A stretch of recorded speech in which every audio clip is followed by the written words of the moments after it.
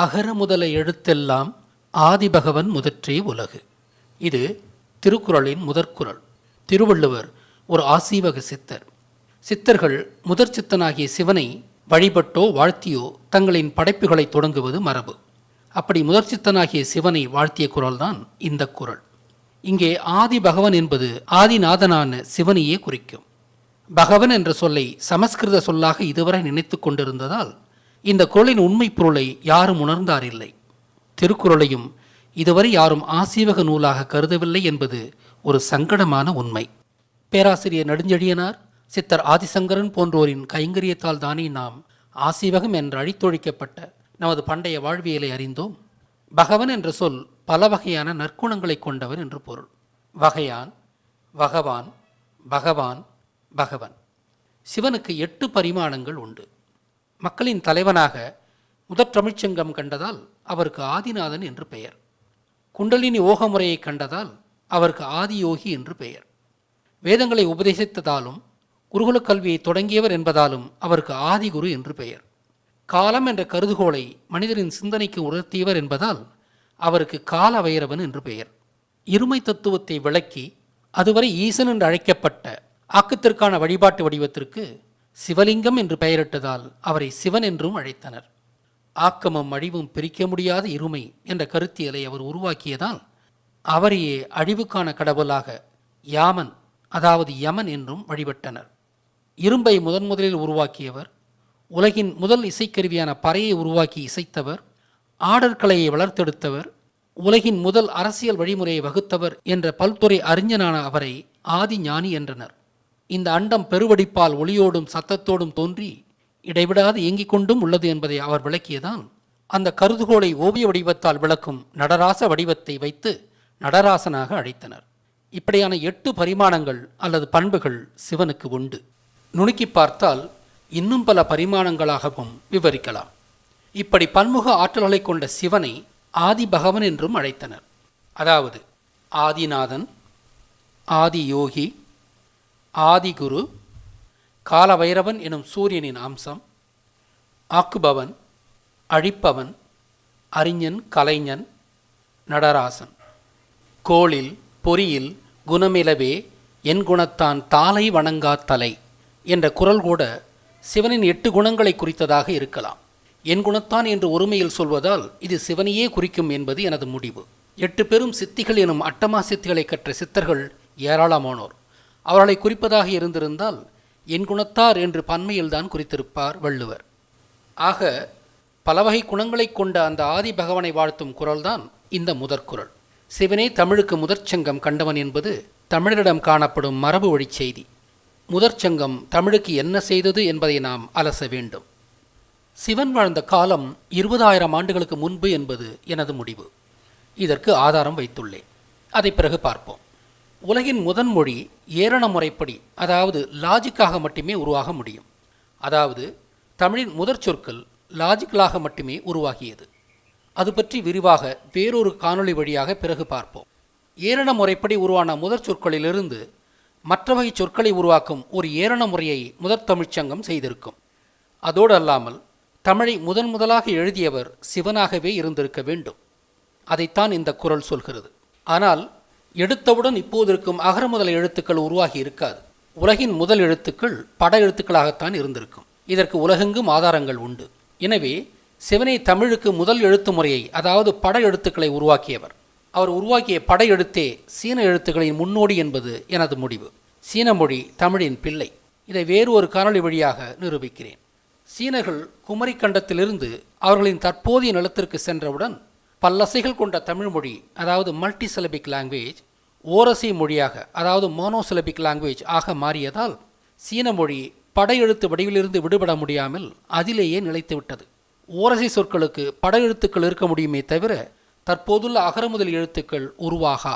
இதை விரிவாக சீனத்திற்கும் தமிழுக்குமான தொடர்பை அலசும்போது மேற்கொண்டு பார்ப்போம். ஆக சிவனே தமிழின் தற்போதைய எழுத்து முறைக்கு வித்திட்டவர். முருகனின் 2ஆம் தமிழ்ச்சங்கத்தில், அதாவது கிமு 8000, பட எழுத்துக்களின் அடுத்த கட்ட வளர்ச்சியாக அசை எழுத்துக்கள், அதாவது சிலபிக் ஸ்கிரிப்ட் உருவாக்கப்பட்டது. அதன் பிறகு விஷ்ணுவின் 3ஆம் தமிழ்ச்சங்கத்தில் கிமு 1500 அசை எழுத்துக்களின் அடுத்த கட்ட வளர்ச்சியாக அகர முதல் எழுத்துக்கள் அதாவது ஆல்பபெட்டிக் ஸ்கிரிப்ட் உருவாக்கப்பட்டது. ஆக பட எழுத்துக்கள் மூலம் தமிழை எழுத முதல் வித்திட்டவர் சிவனே. முதற்றே என்ற சொல்லின் பொருள் அதுதான். அதைத்தான் இந்த குறள் போற்றுகிறது. சிவனே முதல் சித்தர் என்றோம். அது முழு உண்மையல்ல. அவருக்கு முன்பாக சித்த மரபு தோன்றி இருந்திருக்கும். அந்த மரபில் வந்த அவர் செயற்கரிய செயல்களை செய்ததால் சிவனே நினைக்கப்படுகிறார். அதனாலேயே அவர் முதல் சித்தராகவும் அறியப்படுகிறார்.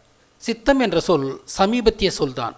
சித்தர் என்பதற்கு ஈடான பழந்தமிழ் சொல் அறிவர் என்பதே. ஆதியில் சித்தர்கள் அறிவர்களாக அறியப்பட்டனர். சித்தர் என்றாலோ அறிவர் என்றாலோ அவர்கள் விஞ்ஞானிகள், அதாவது சயின்டிஸ்ட் என்றே பொருள். மனிதன் 6ஆம் அறிவு நிறைந்தவன். எனவே தான் யார், இந்த உலகம் யாது, இந்த அகிலாண்டம் யாது, இவை இயங்கும் விதிகள் எவை என்பது போன்ற எண்ணற்ற ஆழமான கேள்விகளுக்கு விடை காண ஆழ்ந்த சிந்தனையில் ஈடுபட்டவர்களே சித்தர்கள். எனவே சித்தர்களே விஞ்ஞானிகள். விஞ்ஞானம் என்ற சொல்லே விண் பிளஸ் ஞானம், விஞ்ஞானம் என்றே தோன்றியது. விஞ்ஞானம் என்ற சொல் தூய தமிழ்ச் சொல்.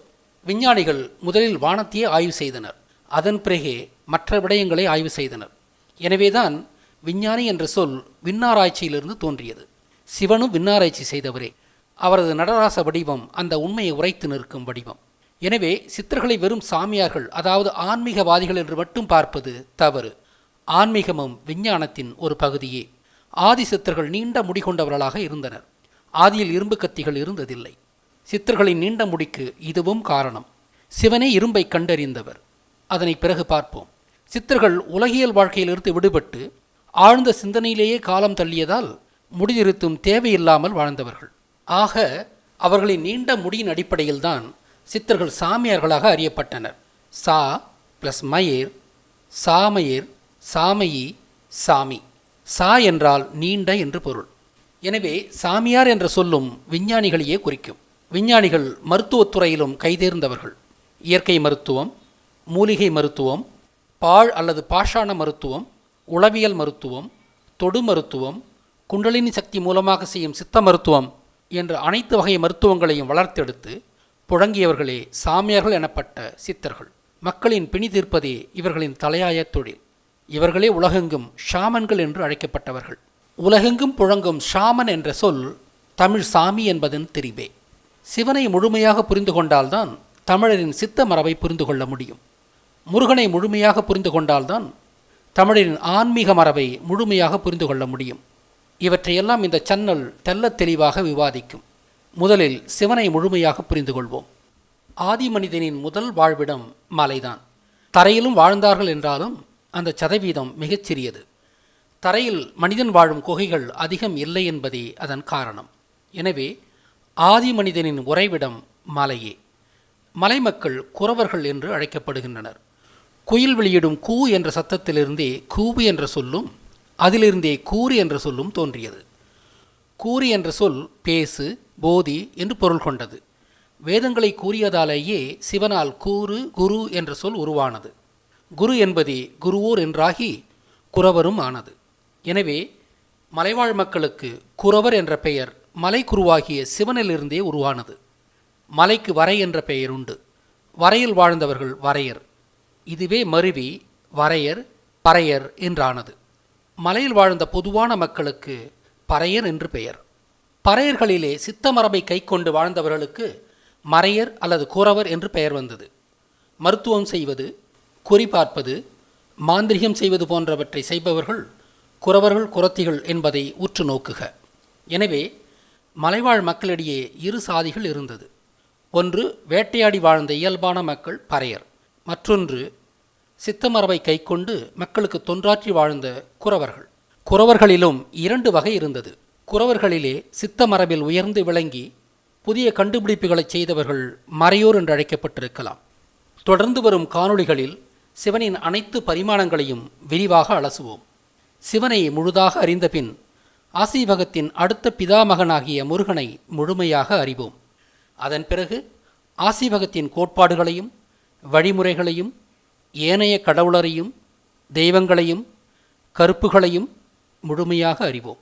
தமிழரின் அற்புதமான ஆன்மீகத்தை மீட்டுருவாக்கும் இந்த சன்னலை அனைவரும் அறியும்படி உங்களது நண்பர்கள், உறவுகளோடு பகிர்ந்து கொள்ளுங்கள்.